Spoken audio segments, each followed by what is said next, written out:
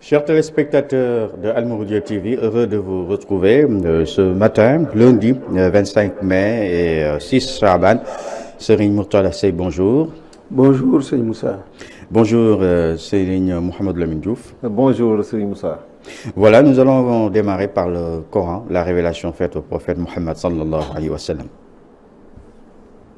Bismillahir-Rahmanir-Rahim. أتى أمر الله فلا تستعجلوه سبحانه وتعالى عما يشركون ينزل الملائكة بالروح من أمره على من يشاء من عباده أن أنذروا أنه لا إله إلا أنا فاتقون خلق السماوات والأرض بالحق تعالى عما يشركون خلق الإنسان من نطفة فإذا هو خصيم مبين. Sadaqallahu al-Azim wa balagha Rasoul Karim. Serigne Mourtada Sey, donc, nous vous écoutons. Merci Serigne Moussa. Aujourd'hui, nous avons jeté notre dévolu sur la sourate Les abeilles. Et c'est précisément le verset 125e qui retient notre attention. Et il faut rappeler de passage que la sourate a été révélée au meilleur des envoyés alors qu'il était à la Mecque. Il nous dit au verset 125, par la sagesse et la bonne exhortation, appelle les gens au sentier de ton Seigneur et discute avec eux de la meilleure façon, car c'est ton Seigneur qui connaît le mieux celui qui s'égare de son sentier et c'est lui qui connaît le mieux ceux qui sont bien guidés. Donc nous voyons à travers ce verset que notre Seigneur, le Très-Haut, ordonne à son prophète d'appeler les gens dans le droit chemin et de faire cela par la sagesse, par la belle exhortation, à venir répondre à ses enseignements qu'il a reçus par la révélation. Et donc, nous constatons ici que notre Seigneur nous montre comment il faut faire l'appel. Et cela mérite bien attention, car les prophètes ont été envoyés sur terre pour annoncer la bonne nouvelle, pour appeler les hommes vers notre Seigneur, afin qu'ils puissent l'adorer, respecter ses recommandations et gagner demain le paradis. Donc il faut les appeler. Il faut également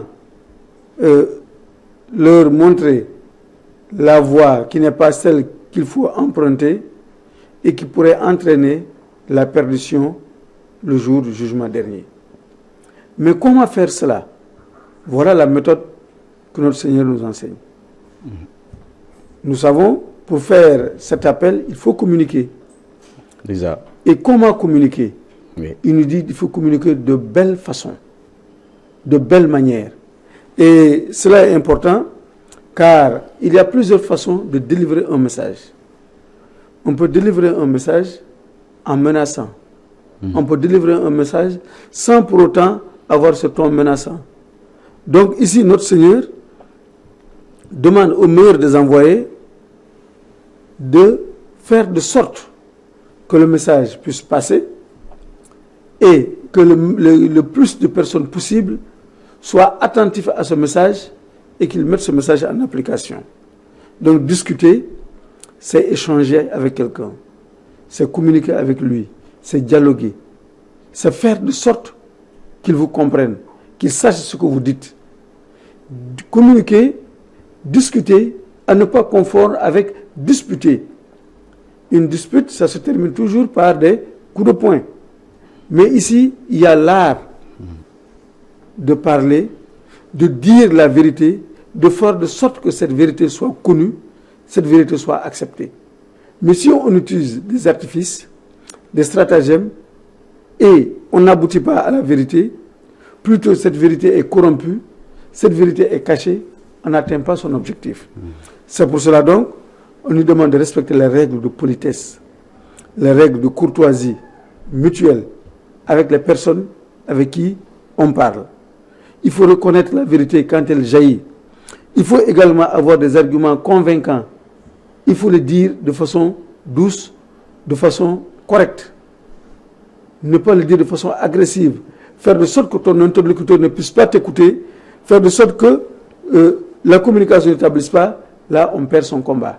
C'est pour cela que nous voyons plusieurs parties dans le Coran, on nous dit incitez-vous mutuellement à pratiquer le bien et à craindre Dieu.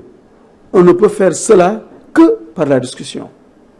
On nous dit également invite les hommes à aller vers ton Seigneur. On ne peut faire cela que par la discussion. Encouragez-vous mutuellement à accomplir le bien. On ne peut le faire que par la discussion. Donc, en discutant, il faut avoir les belles manières. Donc, on ne doit pas discuter en se fâchant. On ne doit pas discuter en criant. On ne doit pas discuter en occultant la vérité. On ne doit pas discuter uniquement parce qu'il faut parler, on parle. Non. Donc, voilà une belle leçon que notre Seigneur nous administre. Oui. Mais la suite du verset est très importante. C'est notre Seigneur qui dirige qui il veut. Tout à Donc, fait. nous, ce qui nous appartient, c'est de dire la vérité. Tout simplement. Et ne pas dire à tout prix que la personne, nous allons la changer. Nous n'avons pas ce pouvoir de changer quelqu'un, de mettre quelqu'un sur la voie droite. Mais par contre, nous pouvons exposer clairement la voie droite, en quoi elle consiste, oui. Et qu'est-ce qu'il faut pour pouvoir mériter l'aide de notre Seigneur. Oui, Serigne Mourtada Seye, vous l'avez dit, l'objectif c'est d'avoir le maximum d'adhérents, mais pour adhérer aussi à l'islam, ça demande beaucoup de communication et la philosophie dans la communication, la diplomatie dans la communication, la diplomatie dans la transmission du message et que les prophètes ont naturellement obtenu. Voilà, c'est un aspect très important et notre Seigneur a choisi parmi les prophètes des humains, c'est-à-dire des gens qui appartiennent à une société donnée, des gens qui ne sont pas sortis de nulle part, mais qui sont connus comme étant des gens que nous connaissions hier et aujourd'hui, connaissant leurs parents, leur lieu d'habitation, leur profession, mais qui ont eu le privilège de notre Seigneur d'être nommés, choisis prophètes pour faire passer le message de notre Seigneur. Et l'islam nous enseigne que le nombre des prophètes et des envoyés fait un total de 124 000. De ces 124 000, 313 ont été sélectionnés avec un verbe et envoyés à des peuples pour leur annoncer la bonne nouvelle. Maintenant, le reste de ce chiffre, ce sont des gens qui sont diffus dans la masse, mais qui n'ont pas les prérogatives de parler et d'appeler, mais à chaque fois, ils sont les premiers à répondre au message de celui qui appelle, et de par leur comportement, ils confirment que celui-ci est un envoyé, et par leur comportement, ils incitent les gens à le suivre. Donc dans ce verset, nous voyons que l'islam utilise la pédagogie par l'exemple. Parce qu'il a dit au prophète Mohammed, paix et salut sur lui, de commencer par lui-même. Donc il a sabi rabika bi hikma. Il faut commencer par toi-même à appeler les gens vers la voie droite, mais il faut le faire de façon douce, de façon courtoise, de façon non brusque, à ce qu'ils de la manière qu'il soit plus ou moins indulgent et disposé à écouter ton message. Et si nous remontons un peu dans la géographie de l'islam, il y a des mots et des expressions que la plupart des prophètes qui ont été envoyés ont utilisés. Lesquels, par exemple? Ya khawmana ajibu dahilai, ou vous les gens de ma contrée, les miens, mes frères, mes compatriotes, etc. Et là, il y a une compassion dans ça. Il parle également de Ya khawmi, wa ya khawmi astaghfiru rabbakum summa tubu ilayhi. Et dans khawmana et khawmi, c'est des gens à qui on appartient, et dans l'expression utilisée, nous avons une indulgence, une compassion, sorte de complicité pour leur dire que nous sommes comme vous. Oui. Et lorsque l'envoyé de Dieu, paix et salut sur lui, est venu, notre Seigneur lui a demandé d'appeler les gens de cette façon. C'est pourquoi, quand il a commencé, c'était par groupe de quelques personnes. C'était des tête-à-tête avec certaines autorités, une façon de les convaincre, jusqu'au moment où notre Seigneur s'adresse à lui de façon formelle, en ces termes, proclame ce qu'on te demande d'annoncer. Oui. Et là, la proclamation devient publique, mais quel que soit l'aspect public, il essaie par des procédés et surtout par une façon douce et courtoise de les appeler à l'islam. C'est Dieu Tout-Puissant qui dirige qui il veut, mais aussi qui égare qui il veut. L'islam ne cautionnera jamais la terreur, le terrorisme. L'islam est la religion de paix et de tolérance. On va passer à l'autre rubrique, c'est le hadith du jour.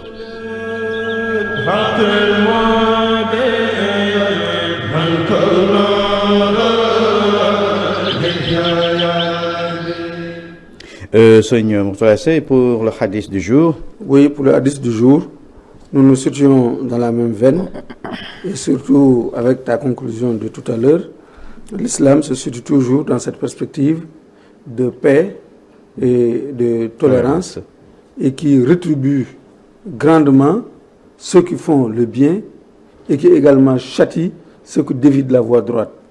Et Abu Huraira nous enseigne ces paroles de l'envoyé de Dieu, paix et salut de Dieu sur lui.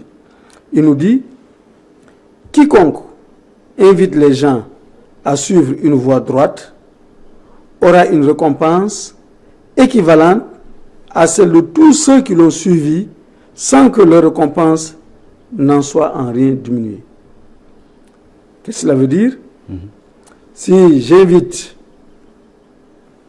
Moussa à suivre la voie droite, par des conseils, par des paroles bienveillantes, et Serigne Moussa suit cette voie, et également Serigne Moussa appelle d'autres, sa famille, d'autres encore à suivre cette voie, et toutes ces personnes suivent cette voie droite, moi qui ai été l'initiateur de ces conseils et de cet appel, Dieu va me rétribuer autant qu'il vous a rétribué, autant qu'il va rétribuer tous ceux qui vont faire cet acte de bienfaisance. Mais Dieu ne va pas diminuer la bienfaisance de Moussa pour m'en donner une partie. Diminuer la bienfaisance de chacun pour m'en donner une partie. Non. À chacun, il va donner une rétribution sans diminuer la part de qui que ce soit. Pourquoi? Parce qu'il est le pourvoyeur. Il est puissant. Il a les moyens de sa politique. C'est important. Absolument. Mais ensuite, il poursuit toujours. Mais quiconque entraîne les gens dans l'erreur se verra compter une faute équivalente à celle de tous ceux qui l'ont suivi, sans que les fautes de ceux-ci n'en soient diminuées pour autant. Mais autant vous entraînez quelqu'un dans le droit chemin, vous êtes rétribué, mais autant également vous égarez quelqu'un, vous allez avoir une part de faute de cet égarement. Et ce sera une part entière. Autant celui qui a commis la faute aura sa faute, autant vous aurez également la vôtre, sans pour autant qu'on en diminue pour qui que ce soit.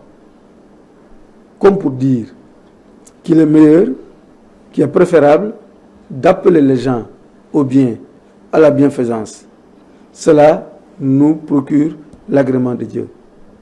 Mais aussi, il est mauvais, il est répréhensible de pousser les gens à l'égarement, à l'erreur. Cela nous porte préjudice. Et c'est très important. Et aussitôt, il y a un autre hadith qui nous dit, c'est Abu Abdurrahman qui nous le dit. Il nous dit que Khalid al-Juhani a rapporté ces paroles du prophète. Celui qui équipe un combattant pour la cause de Dieu est considéré comme ayant lui-même participé au combat. Il en va de même pour celui qui supplée aux besoins de la famille d'un combattant. C'est la période de djihad. Le prophète appelle au djihad, ou les khalifes orthodoxes appellent au djihad pour défendre l'islam, pour ne pas que l'islam soit lésé. Et toute personne qui équipe un combattant en l'aidant pour avoir une monture, une armure, sera rétribuée pour cette action. Mais également, toute personne qui prend en charge la famille d'un combattant, qui n'est pas la famille d'un combattant, également sera rétribuée. Donc ici, ce qu'on constate, c'est que l'islam encourage l'amour de la bienfaisance. L'islam encourage ceux qui profèrent de bons conseils. C'est pour cela que le meilleur des envoyés avait dit que vous êtes la meilleure des communautés. C'est un verset coranique. La meilleure des communautés qu'on ait fait surgir pour les hommes. Vous ordonnez le convenable, vous interdisez le blâmable et croyez en Allah. C'est la sourate 3, verset 110. Tant que nous conseillons ce qui est recommandé, nous ordonnons ce qui est convenable et que nous interdisons ce qui est blâmable et que nous croyons à Allah, nous serons toujours jusqu'à la fin des temps la meilleure des communautés. Voilà. Recommander le bien et réprimer le mal, c'est en quelque sorte c'est la nomenclature de l'islam. Et c'est la nomenclature de l'islam. Et il est toujours important de faire de très bonnes actions parce que le verset est très clair, le hadith est très clair. On aura une rétribution pour l'action que nous avons menée nous-mêmes, mais les gens qui vont l'imiter, nous aurons également des bonus ou bien des ristournes ou bien des parts, des dividendes par rapport aux gens qui vont nous suivre. C'est également valable pour quelqu'un qui va connaître, qui va pour la première fois créer des innovations blâmables que les gens vont suivre. Bien sûr, ces gens vont avoir des péchés, mais lui également, l'initiateur, sa part de rétribution, ses dividendes et ses ristournes le trouveront quelque part. Oui. On a vu que dans l'histoire de Caïn et Abel, qui sont deux fils d'Adam, lorsque le premier a tué son frère par jalousie, on a dit que jusqu'au jour de la résurrection, dès lors qu'il a été la première personne à commettre le meurtre sur terre, à chaque fois qu'un homme est tué, il aura sa part de châtiment dans cette action pour avoir été l'initiateur d'une telle action. Et ce, jusqu'à la fin des temps. C'est pourquoi l'islam recommande d'avoir un bon comportement qui puisse influencer les gens dans la bonne direction. On voit également dans les pratiques du zikr, la pratique des noms de Dieu, le rappel à notre Seigneur, le fait de prononcer ces formules.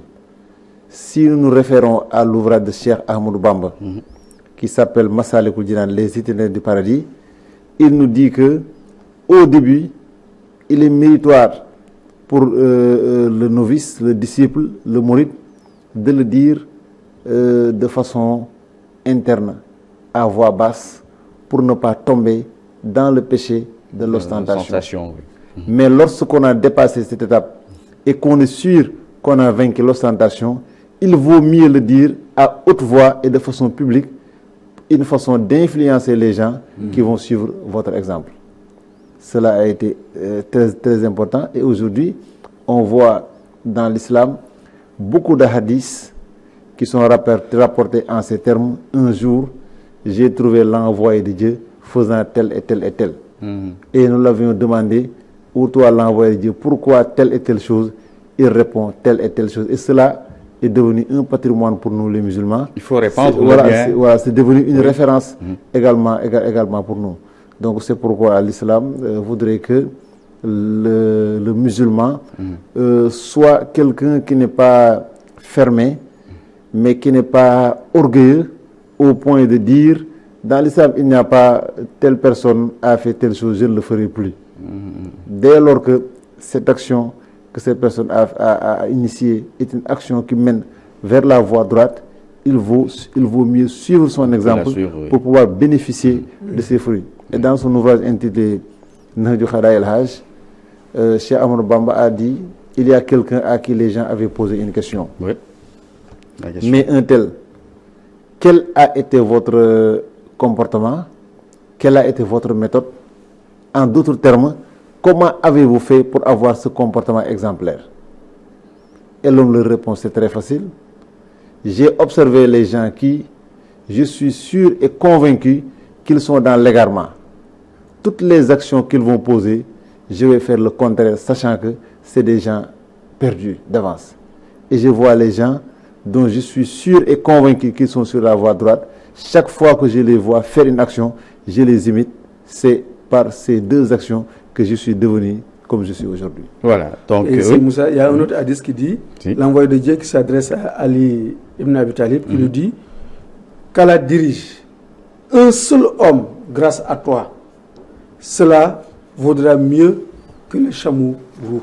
Les chameaux roux, c'était les chameaux les plus prisés. Mais il dit que Dieu dirige une seule personne à travers votre appel, à travers votre comportement, à travers... Cela est meilleur que le chameau roux. oui. C'est pour dire que cela est très méritoire. Bien sûr, très méritoire. On va passer à l'autre rubrique, la sagesse du jour.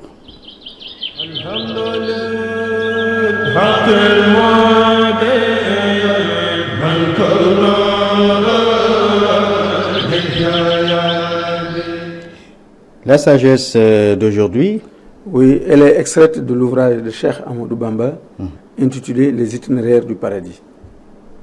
Et elle se situe également dans cette même veine et concerne plutôt la science. Alors, des vers 106 jusqu'au vers 117, Cheikh Ahmadou Bamba nous enseigne qu'est-ce que la science utile et quel comportement nous devons avoir face à cette science. Et il nous dit, la seule science utile est celle que la personne a apprise et enseignée exclusivement pour l'amour de Dieu le Très-Haut. Vous voyez, la base, le fondement, le socle, c'est l'amour de notre Seigneur le Très-Haut. C'est le motif principal. Il poursuit, mais non celle apprise pour les disputes, les controverses, ni pour la gloire, ni pour le prestige ou autre vanité. Nous savons que dans le temps, il y avait des gens qui allaient apprendre l'éloquence, l'art de bien parler, qui allaient apprendre la rhétorique, qui allaient se gaver de sciences et uniquement, non pas pour véhiculer le message de notre Seigneur, non pas pour appeler les gens à la bienfaisance, à l'adoration de Dieu, mais plutôt pour montrer qu'ils sont savants, pour montrer qu'ils savent bien parler. Ils ne le faisaient pas dans un but acceptable et prescrit par l'islam. Donc il ne faut chercher la science ni pour la vanité, ni pour le prestige, ni pour la gloire. Non, loin de tout cela, Cheikh Ahmadou Bamba nous l'interdit. Ni pour les disputes et l'art de la controverse. Aller apprendre uniquement la rhétorique pour discuter avec les gens, pour les convaincre, pour montrer que oui, je suis plus savant que vous, pour réfuter tous les arguments qu'ils vont employer, rien que pour votre gloire, cela nous interdit. Et Cheikh Ahmadou Bamba poursuit, non plus celle apprise pour des objectifs purement mondains, tels l'amour de l'autorité. Vous allez apprendre cette science, pourquoi? Parce que vous aimez l'autorité, et à travers cette science, vous allez accéder à ce palier, ou l'accession à de hautes charges, non, ni celle apprise ayant pour but d'attirer le cœur vers soi dans l'amour de ce bas monde, Vous voyez, tout est refusé. Il dit, quiconque a étudié la science religieuse, fournissant les efforts nécessaires pour les objectifs précités, s'il ne se repent pas avant sa mort et sa vieillesse, s'il ne rectifie pas ses erreurs de jeunesse, celui-là n'aura le jour de l'interrogatoire et du règlement des comptes que malheur, blâme et châtiment. Donc, si j'apprends les sciences religieuses, la théologie, le fiqh, le soufisme, l'objectif ne doit pas être cet amour profane. L'objectif doit être pour l'amour de Dieu, pour sortir les gens de l'égarement vers la lumière. Et regardez maintenant le dernier conseil qu'il nous donne. Il nous dit, car sa science deviendra un argument contre lui, donc il faut craindre cet argument. La science qui n'est pas utilisée à bon escient, au jour du jugement dernier, va être contre nous un argument. Et il va prendre la parole, il va s'adresser à nous. Et ce sera intenable. Alors le conseil, il nous dit, la science utile est celle qui inspire aux savants la crainte de Dieu. Oui. Dieu qui est le créateur des serviteurs. Il nous dit, c'est cette science qui inspire l'humanité, qui inspire l'ascèse, qui inspire la bonne conduite, le sentiment de son insuffisance et l'attachement à Dieu. La véritable science religieuse, c'est cette science qui sort son détenteur de l'égarement, des ténèbres, pour l'amener à la lumière, pour l'amener à son Seigneur. Mais pas une science qui l'éloigne, qui extirpe de son cœur l'amour et la crainte de Dieu. Et enfin, il dit, c'est celle qui purifie son cœur, qui donne sa passion mondaine et l'empêche de commettre des péchés, de transgresser les prescriptions du Créateur du monde. La science qui n'a pas ces qualités ne protège personne d'être jeté demain dans le feu de la géhenne.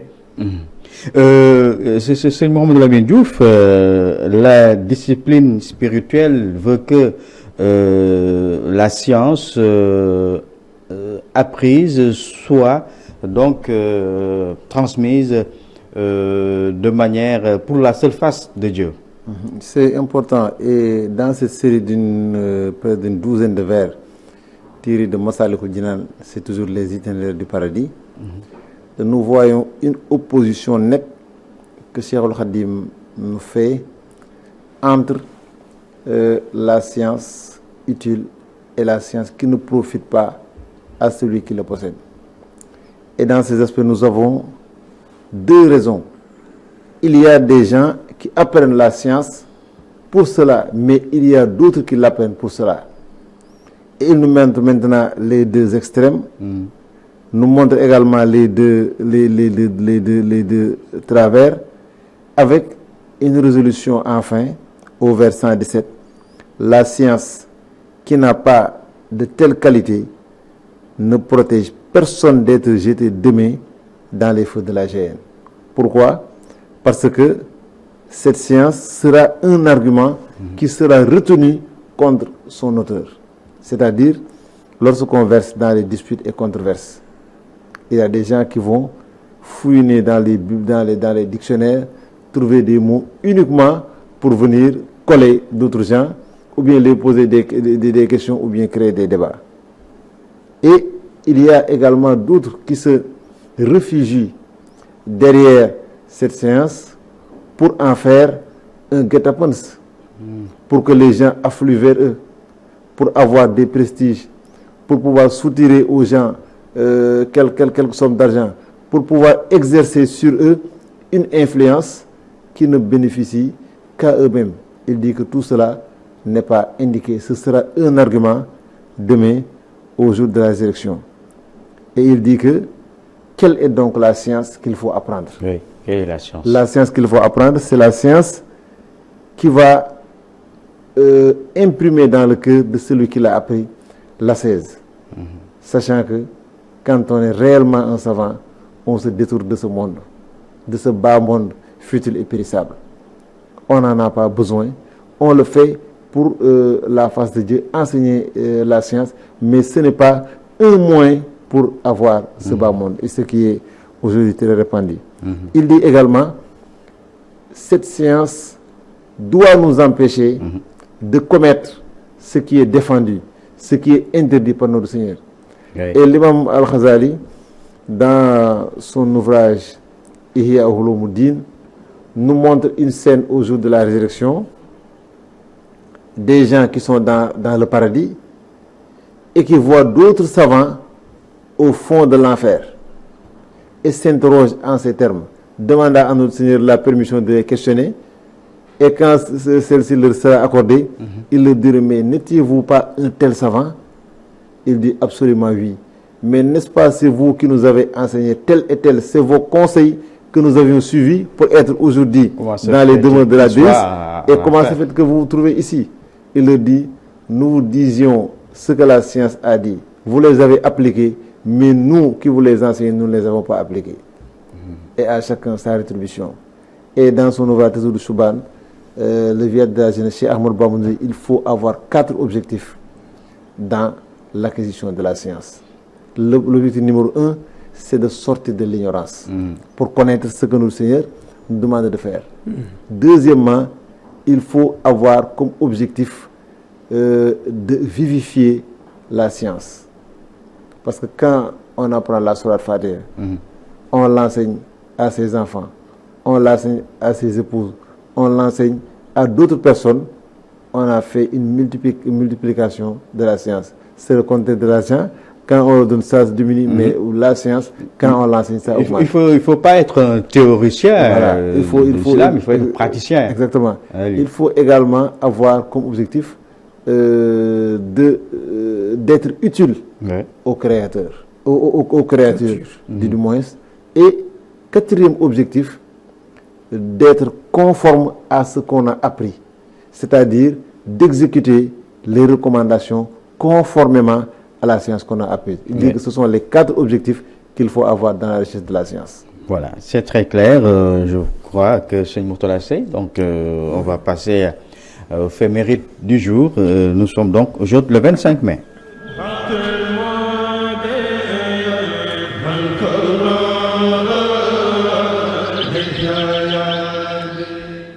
Et qu'est-ce que ça nous rappelle? Voilà, nous sommes à quelques années derrière, près de 150 ans ou même plus, le 25 mai 1857, avec une découverte très importante, des savants qui ont eu à déchiffrer ce qu'on appelle l'akkadien. L'akkadien, c'est une langue très ancienne, c'est l'écriture cunéiforme utilisée par les populations de la Mésopotamie. Ça fait partie des alphabets qui ne sont pas comme l'alphabet latin ou bien l'arabe. C'est à peu près une écriture jumelle des hiéroglyphes, mais que des savants ont eu à découvrir le 25 mai 1857. Et c'est une initiative de la Royal Asiatic Society qui a donné 4 fragments d'un même texte à 4 savants qui, curieusement, ont fait une traduction très similaire, très proche les unes des autres, et ça a été une porte ouverte pour la découverte de cette écriture cunéiforme qui a été utilisée par les populations de la Mésopotamie.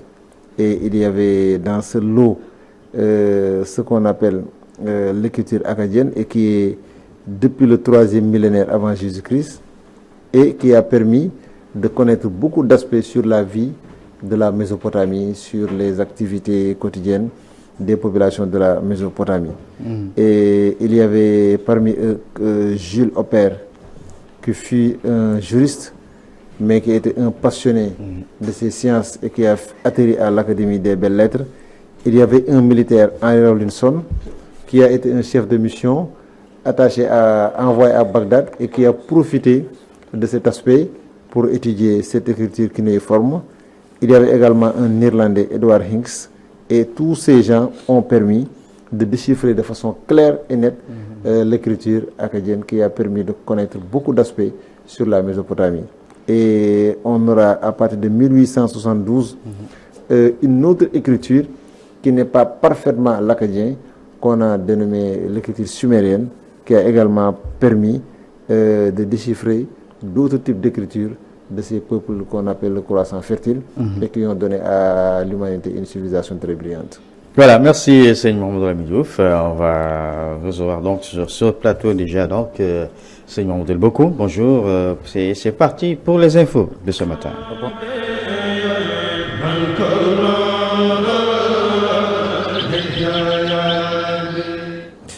Bonjour donc Moussa Niane, nous allons démarrer donc les infos de ce matin avec la pose de la première pierre du quai de pêche de Soumbédioune. C'est ce matin donc à Dakar. Une cérémonie qui sera co-présidée à 11h par le roi du Maroc Mohamed VI et le chef de l'État Macky Sall. Des chiffres qui font froid dans le dos. Un quart des Sénégalais souffrent de l'hypertension artérielle, soit 3 millions de personnes atteintes donc de cette maladie au Sénégal. Des chiffres avancés ce week-end par la Société sénégalaise de cardiologie en marge d'un atelier de formation en faveur d'une quarantaine de médecins et cardiologues. Une rencontre qui s'est tenue ce samedi à Kaolack. Ouverture ce matin à Dakar et ce pour une durée de 3 jours de la 4e conférence sur l'hygiène et l'assainissement. Plusieurs experts venus de l'Afrique sont attendus à cette manifestation. Et enfin, on termine avec le ministre des Affaires étrangères, Mankeur Ndiaye, qui présidera donc cet après-midi à la 2e édition de la présentation de l'année diplomatique. La rencontre est prévue dans les locaux du ministère des Affaires étrangères. Et nous passons à présent à la météo, les prévisions du temps avec les différentes températures. Avec donc le temps tout d'abord où un ciel majoritairement ensoleillé sera noté donc sur une bonne partie du territoire, excepté donc les zones du sud où des nuages pourraient être donc aperçus ce lundi à Bakel, Ziguinchor, Kédougou, entre autres. Pour ce qui est des températures, une forte chaleur sera notée sur l'axe nord et nord-est à Podor, Matam et Bakel, où la température pourra atteindre les 44 degrés. Pour ce qui est donc des autres localités, retenez qu'à Linguère et à Kédougou, 42 degrés ce lundi. Du côté de Diourbel et Kaffrine, on attend à 41 degrés.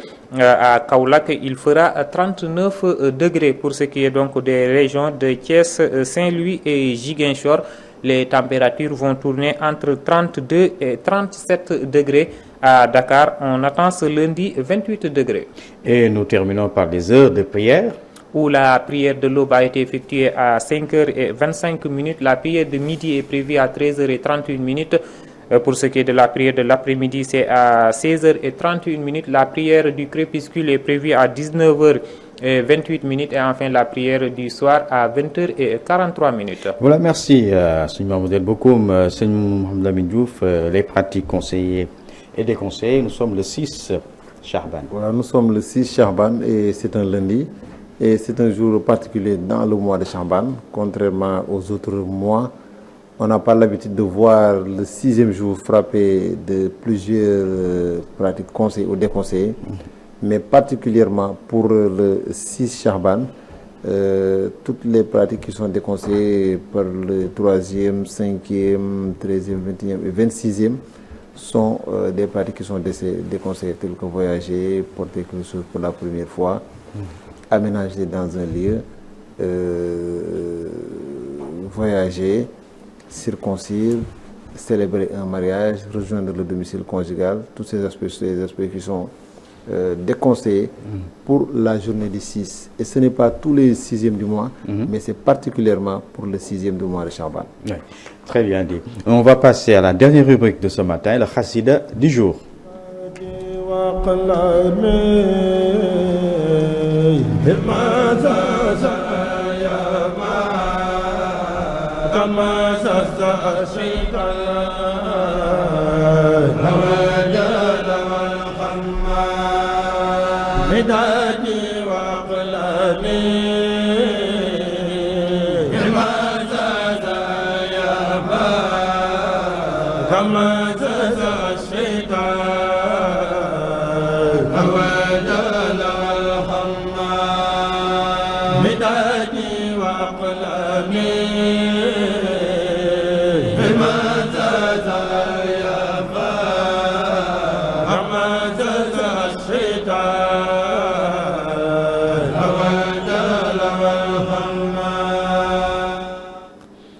Voilà, merci la régie. Hier, on était au vers 42-48 et vous nous disiez que le prophète, paix sur lui, s'était érigé en bouclier du shir contre ses ennemis, mais également qui était l'attirance de biens incommensurables pour le shir. Oui, c'est bien résumé, Seigneur Moussa. C'est l'ouvrage Midadi, c'est un poème écrit par Cheikh Ahmadou Bamba. Il a utilisé ce verset: quiconque obéit au messager, obéit à Dieu. C'est la sourate 4 et le verset 90. C'est un acrostiche de ce verset que Cheikh Ahmadou Bamba a écrit ce poème. Et un poème dans lequel il fait les éloges du meilleur des envoyés. Il exprime sa reconnaissance, son engagement, suite aux bienfaits incommensurables qu'il a reçus de la part de son Seigneur par l'intermédiaire du meilleur des envoyés, Muhammad Rasulullah sallallahu alayhi wa sallam. Donc aujourd'hui, les vers 47 jusqu'au vers 52 retiennent notre attention et Cheikh Ahmadou Bamba, toujours dans sa lancée, exprime les bienfaits, tout ce qu'il a reçu comme avantage, comme protection en provenance de son Seigneur par l'intermédiaire de son intercesseur Muhammad sallallahu alayhi wa sallam. C'est pour cela, au vers 47 ou 48, il utilise cette formule d'imploration en disant: ô toi l'envoyé de Dieu, tu as sollicité de Dieu, mon Seigneur, en ma faveur, des grâces au-delà de ma quête, et mon attente n'est guère dessus. Nous constatons que c'est le meilleur des envoyés qui a été auprès de son Seigneur pour solliciter des faveurs à l'endroit du meilleur des envoyés. Au vers suivant, il dit également: ô prophète, tu as éloigné les corrompus parmi les créatures par Dieu vers un autre que moi, sans compromis, étant satisfait de mon écrit. Une information de taille qu'il nous donne, c'est que ses ennemis, les créatures corrompues, sont éloignées de lui. Ce, par la grâce du meilleur des envoyés. Mais également, il y a une autre information de taille qu'il nous donne, c'est que le meilleur des envoyés est satisfait de ses écrits. C'est important car l'objectif de sa poésie, c'est obtenir la satisfaction et l'agrément du meilleur des envoyés. Et nous voyons dans ce passage également notre Seigneur qui est évoqué à tout bout de champ, et regardez ses noms et ses qualificatifs qu'il emploie pour le déterminer. Il emploie au vers 49 l'unique, le dominateur. Il emploie également au vers 52 le noble généreux. Donc nous constatons que plutôt le noble généreux, il s'agit du meilleur des envoyés. Mais ici, il utilise l'unique, il utilise le dominateur pour désigner notre Seigneur. Et dans sa poésie, au vers 50, il nous dit: le Seigneur qui, par la grâce du prophète, a exaucé ma prière, a asservi ma langue à la dévotion, de même qu'il a purifié mon cœur à la profession de l'unité divine. Une information de taille que Cheikh Ahmadou Bamba nous donne sur sa dimension spirituelle, car il nous dit que désormais sa langue est asservie à la dévotion. Voudrait-il faire autre chose par la langue que la dévotion? Il en serait incapable. Et ce, il a obtenu dans le service du meilleur des envoyés. Et également, il a son cœur qui a été purifié. Et désormais, c'est un cœur qui ne bat que pour la profession de l'unité divine.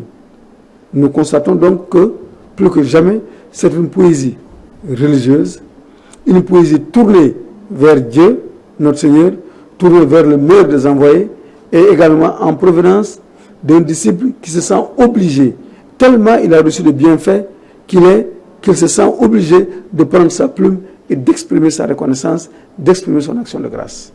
Et je vais laisser Seigneur Lamine continuer, mais d'ores et déjà, nous constatons que c'est le disciple du prophète comblé, le serviteur comblé qui prend la parole. Et regardez, c'est seule cette fonction, ce statut qu'il revendique, un serviteur au milieu des ennemis. Il revendique le statut de serviteur. Il ne veut aucun autre grade, sinon être le serviteur du meilleur des envoyés. Et c'est à ce titre-là qu'au milieu des ennemis, le meilleur des envoyés lui est venu en aide. Au point où il n'a plus senti la force ou la puissance d'un ennemi quelconque. Oui. Le serviteur du prophète Mohammed sallallahu alayhi wa sallam, Cheikh Ahmadou Bamba, qui a accédé au jardin secret de Dieu grâce au prophète Mohammed sallallahu alayhi wa sallam. Voilà, et c'est perceptible et d'ailleurs très visible à travers ce poème, rien que dans les deux vers qui se suivent, le vers 50 et le vers 52, nous avons la répétition de deux mots qui montrent que ces bienfaits lui viennent de son Seigneur, mais ont transité par l'intermédiaire de la meilleure des créatures, le prophète, paix et salut sur lui. Au vers 50, il dit, le Seigneur qui par ta grâce, le prophète, a exaucé ma prière. Au vers 51, c'est par ta grâce que le Seigneur m'a assujetti pour de bon les jaloux. Donc il y a d'un côté des bienfaits qui lui viennent, de l'autre côté des ennemis qui lui sont préservés, mais toujours par la grâce du prophète. Et nous avons également, à partir du vers 52, un autre vers qui nous renseigne sur les étapes spirituelles que ce serviteur a obtenues au point d'être dans ce qu'ils appellent le cercle des hommes de Dieu. Sur l'élu le plus pur, Al-Mustafa, qui a mis en déroute les ennemis dans le combat, les deux prières du noble généreux qui me comptent parmi ces hommes. Et c'est un cercle fermé pour les initiés, dont il n'est pas donné à n'importe qui d'y accéder, mais il dit, c'est par la grâce de l'envoyé de Dieu que mon Seigneur m'a fait accéder à ce grade.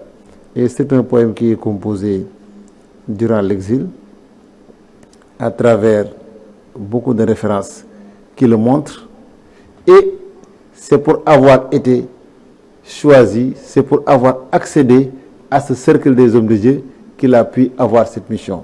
Parce que c'est une mission qui est née de la vision du prophète Mohammed, paix et salut sur lui, lorsqu'il était accompagné de ces valeureux combattants de Badr, qui l'ont trouvé en retraite spirituelle dans l'actuelle mosquée qui se trouve à Dar Khoudoss. C'était au mois de Ramadan 1312. Et c'est là où il a signé un contrat de l'exil avec comme objectif de faire partie de cette légion inséparable des combattants qui accompagnent le prophète Mohammed, paix et salut sur lui. Mais en ce moment, il était arrivé au sommet de la hiérarchie des hommes de Dieu qu'on appelle Rijal, et c'est parmi eux que notre Seigneur choisit le pôle de son époque, Khutbou, et ça a été la première distinction que l'envoyé de Dieu lui a proposée, alors qu'il lui restait 3 mois pour avoir 40 ans, une grâce exceptionnelle, parce que l'envoyé lui dira que personne n'a jamais accédé à ce statut sans avoir 40 ans révolus. C'est le summum de la foi. Voilà, mais vous êtes à 3 mois de la quarantaine, mais je peux faire fi de tout cela et vous concéder cette grâce qui sera une première. Et la vision de Cheikh Khadim était, cela est bien, ça fait partie des marques d'honneur, mais mon objectif est d'être de cette légion inséparable des hommes de Dieu, et c'est ça qu'il a obtenu, comme il le dit dans ce vers, par la grâce de l'élu, je fus compté parmi les hommes qui sont auprès de lui. Et à ces hommes de Dieu Tout-Puissant, Dieu, le Tout-Puissant s'adresse à eux en ces termes: ô âme tranquille, retourne vers ton Seigneur heureuse, agréée, intègre-toi à mes élus et entre à mon royaume céleste. Merci, Serigne Mourtala Seye. Merci, Serigne Mouhamadou Lamine Diouf. Merci à vous, chers téléspectateurs, et à vous également, aux techniciens. Prochain rendez-vous demain matin, Inch'Allah, pour un autre numéro de Asaba. Asaba, c'est ici et nulle part ailleurs.